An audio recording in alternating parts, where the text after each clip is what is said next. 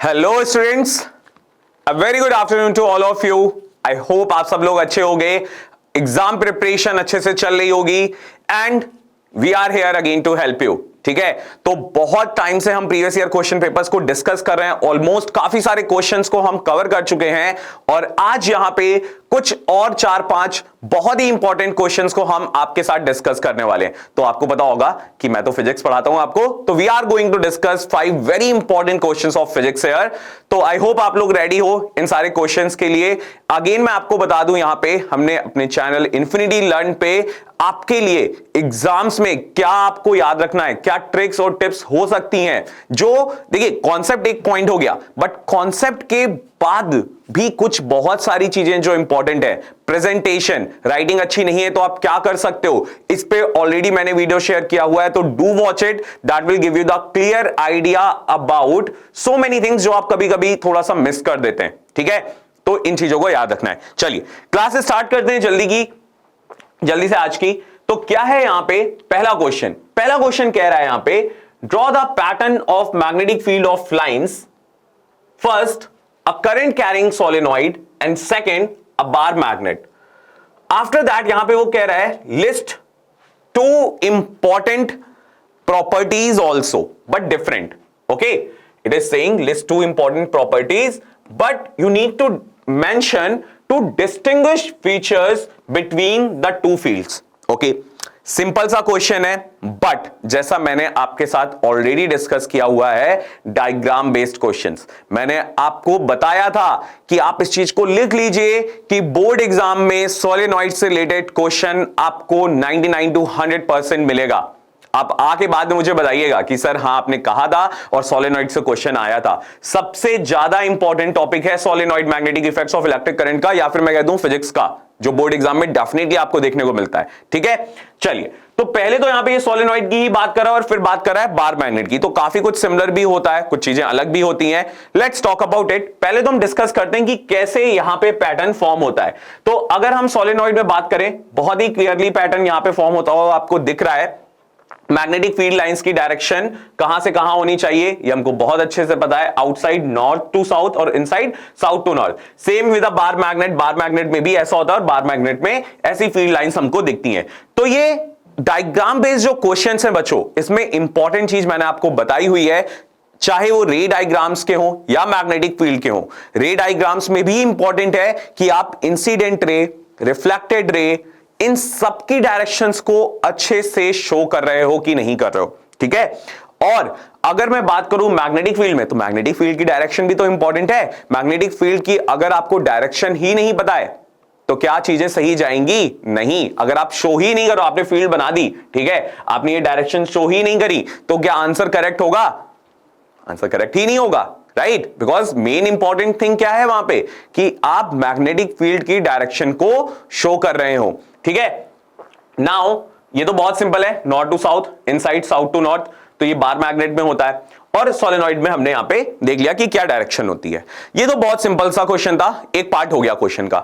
Second part जो उन्होंने question में पूछा था, उन्होंने पूछा था दो डिस्टिंग्विश प्रॉपर्टी आपको यहां पे मेंशन करनी है इस मैग्नेटिक फील्ड की, जो सोलेनॉइड में पैटर्न बन रहा है और जो बार मैग्नेट में बन रहा है। तो जैसा कि हमने देखा भी था, अगर हम बात करें सोलेनॉइड की, तो solenoid the field strength can be changed by changing the amount of current. We know that अगर हम वहां पे amount of current को चेंज करें तो हम field strength को, वहां पे field strength को हम चेंज कर सकते हैं। और कैसे डिपेंड करता है ये करंट पे?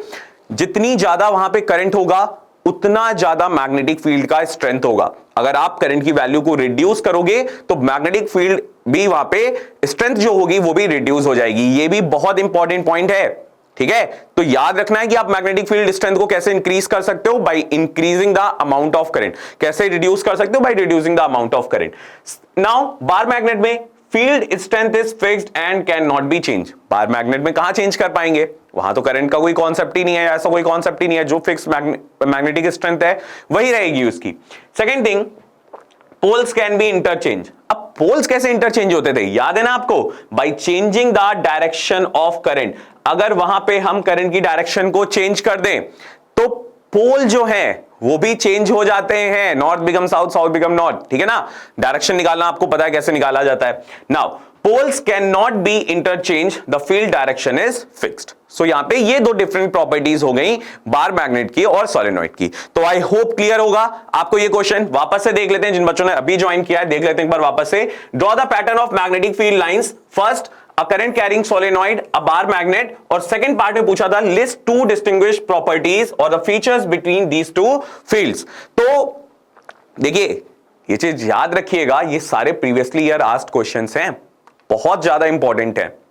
बिल्कुल आप ये मान के चलिए बहुत सारे क्वेश्चंस आप अपने एग्जाम्स में ऐसे देखेंगे जो प्रीवियसली ईयर एग्जाम पेपर से रिपीटेड होंगे, ठीक है। और हम उन्हीं क्वेश्चंस को लेके आ रहे हैं जो एग्जाम पॉइंट ऑफ व्यू से बहुत इंपॉर्टेंट हैं और जिनका रिपीट होने का चांस सबसे ज्यादा है। That's why we are calling it paper prediction, right. चलिए देखते हैं। तो आई होप ये बहुत सिंपल था। बार मैग्नेट में फील्ड डिस्टेंस कैसी होती है, यहां पे नॉर्थ से फील्ड लाइंस यहां से निकलती हैं एंड साउथ में एंटर करती हैं inside the magnet south to north. Same here, north to south concentric circles form होते हुए दिखते हैं और इनसाइड द मैग्नेट डायरेक्शन हो जाती है साउथ टू नॉर्थ, ठीक है। और यहां पे हमको बैटरी भी शो करनी है बिकॉज करंट से हम प्रोड्यूस कर रहे हैं, ठीक है। चलिए अब यहां पे प्रॉपर्टीज क्या डिस्कस करी थी कि फील्ड डिस्टेंस जो होती है उसको हम चेंज कर सकते हैं सोलेनॉइड में bye changing the amount of current, ये हमको पता है क्योंकि इस पे ये डायरेक्टली डिपेंड करता है। बार मैग्नेट में फील्ड डिस्टेंस फिक्स होती है, हम उसको चेंज नहीं कर सकते।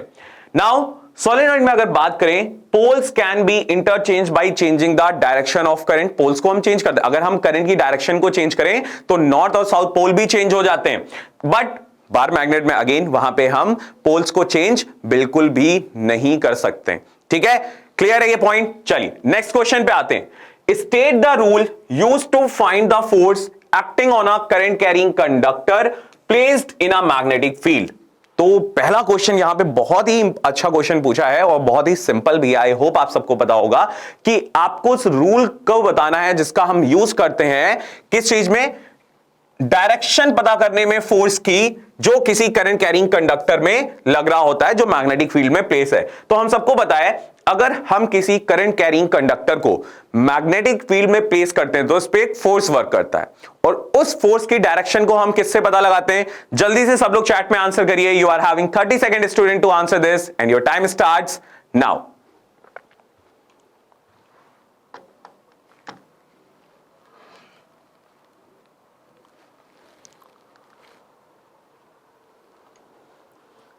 Last 10 seconds, time is about to up.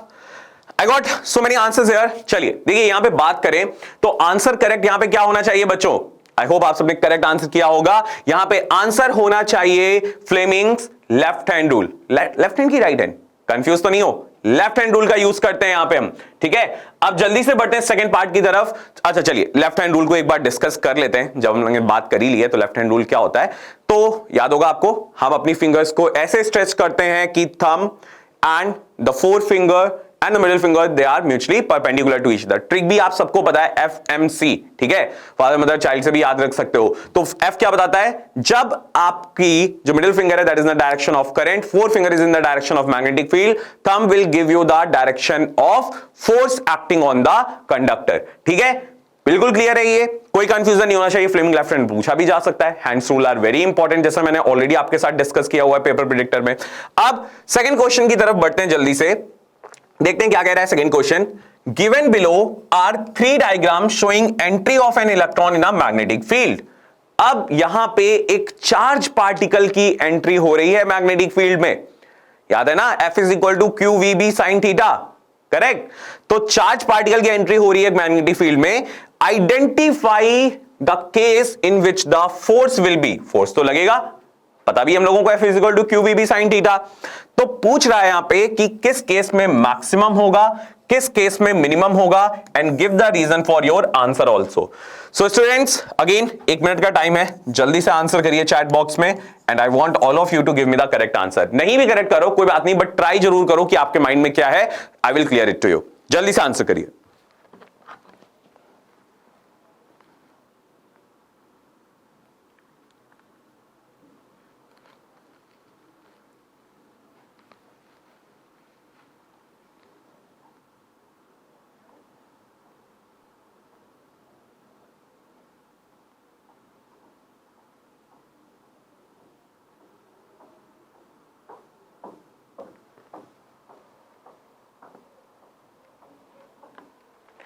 Okay, so basically if I am talking here, तो यहां पे जो पहला, दूसरा और तीसरा केस अगर आप ध्यान से देखिए, थर्ड केस में थीटा कितना हो जाएगा, थीटा कितना हो जाएगा थर्ड केस में 0 डिग्री पैरेलल है, ठीक है। सेकंड केस में कुछ भी हो सकता है थीटा, एंड फर्स्ट में 90 डिग्री है। तो अगर आपको याद हो, हम सबको पता है जब जो चार्ज पार्टिकल है, जो चार्ज पार्टिकल है वो 90 डिग्री एंगल पे एंटर करता है, the force will be the maximum. So first case में फोर्स मैक्सिमम होगा, and in this case the force will B minimum, because हमें पता है ना साइन थीटा, साइन 0 की वैल्यू कितनी होती है 0 इटसेल्फ, तो इस केस में 0 मिनिमम हो जाएगा, right. So the correct answer maximum होगा फर्स्ट केस में और मिनिमम होगा थर्ड केस में। I hope it is clear to all of you. Let's move to the next one.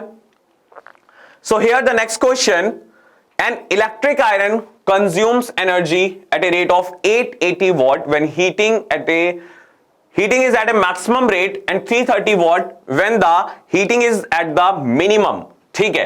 तो मैक्सिमम पावर यहां पे यूज हो रहा है 880 वॉट एंड मिनिमम हो रहा है 330 what when the heating is the minimum.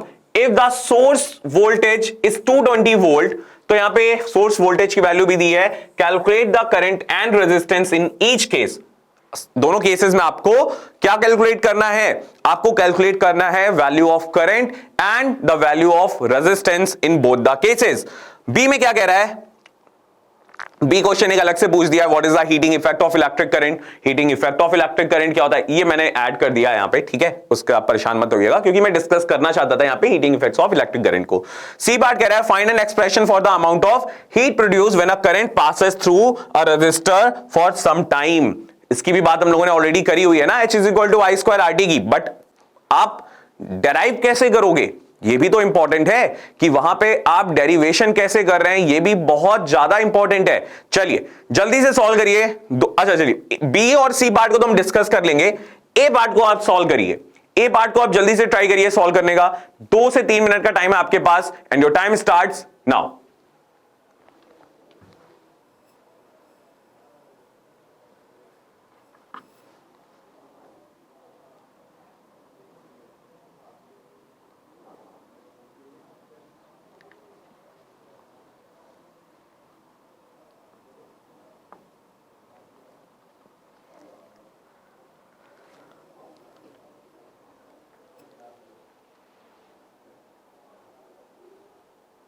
ठीक है, तो यहां पे अगर हमें कैलकुलेट करना है बच्चों, ठीक है, क्या पूछा इसने, तो सबसे पहले अगर आप ध्यान दीजिए, पहले केस की बात करें 880 वॉट, तो ये पावर गिवन है, हिंट दे रहा हूं आपको, ट्राई करते रहिए। और उसने पूछा है करंट और रेजिस्टेंस की वैल्यू, और वी की वैल्यू गिवन है 220 वोल्ट। सो आई थिंक आप सबको याद होगा कि पावर, वोल्टेज और करंट में क्या रिलेशन होता है, P is equal to V I, इसका यूज करिए, P is equal to V square by R का यूज करिए, आर की वैल्यू कैलकुलेट करिए। I think simple formula based question है, कुछ भी इसमें ऐसा नहीं है कि जहां पे बहुत ज्यादा आपको अपना दिमाग लगाने की जरूरत पड़ रही हो। सिंपल एक फॉर्मुला बेस्ड क्वेश्चन है, फॉर्मुला याद है तो क्वेश्चन बहुत ही इजीली सॉल्व हो जाएगा।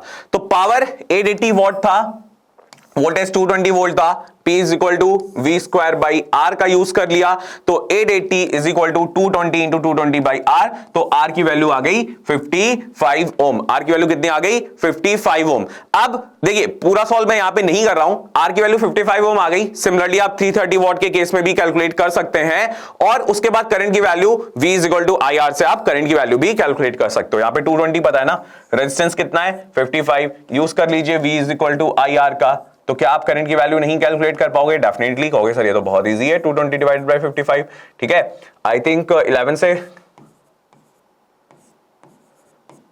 चलिए सॉल्व हो गया, 4 एम्पियर, ठीक है। सेकंड पार्ट आप सॉल्व कर लीजिएगा। नाउ बी पार्ट पे आ रहे हैं, जहां सिंपल सा एक डेफिनेशन वहां पे पूछा गया है, what is the heating effect of electric current, है ना। एक सिंपल सी डेफिनेशन ऐड कर दी एक लॉन्ग क्वेश्चन में। 5 मार्क्स का क्वेश्चन हो सकता है, वो कैसे हो सकता है 5 मार्क्स का क्वेश्चन? 2 मार्क्स का फर्स्ट पार्ट हो गया ए पार्ट, 1 मार्क्स का ये मान लीजिए heating effect of electric current, and 2 marks का सी पार्ट हो गया। तो 5 मार्क्स के क्वेश्चन में क्वेश्चन पूछा जा सकता है।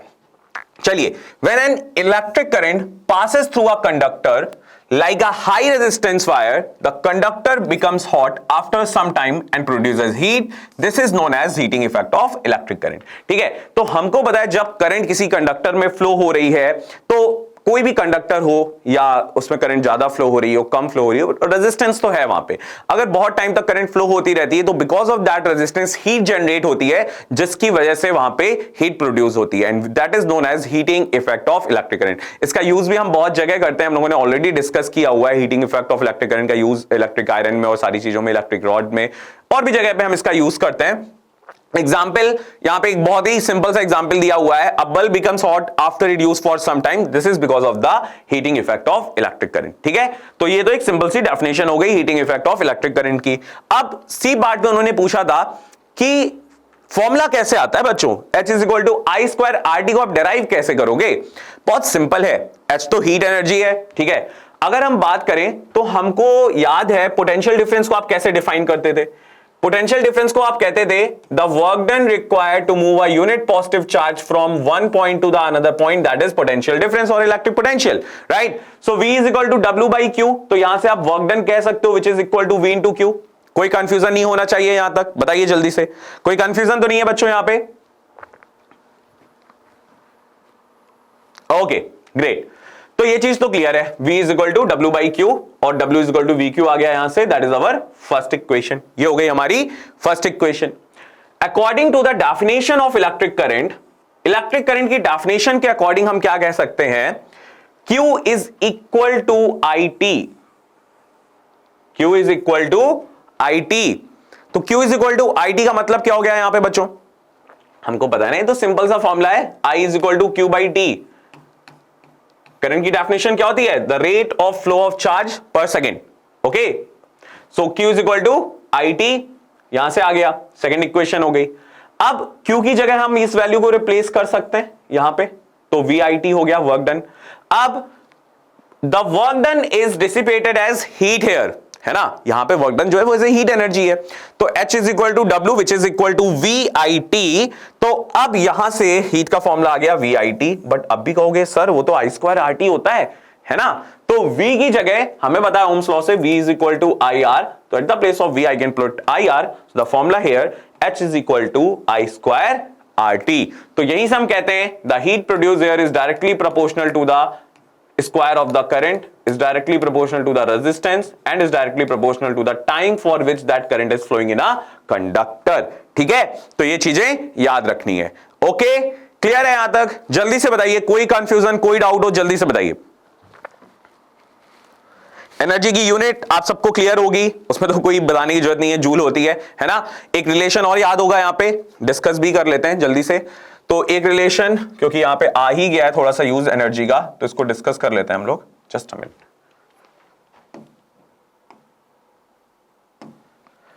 1 किलोवाट आवर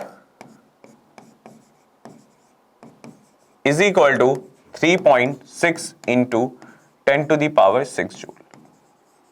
पता होगा ये रिलेशन, आपको यूज भी करना पड़ता है हमको। ठीक है, अब ये आता कैसे तो 1 किलोवाट इक्वल होता है 1000 वॉट, राइट। जल्दी से इसको भी शो कर देता हूं, 1 आवर 3600 सेकेंड्स, करेक्ट।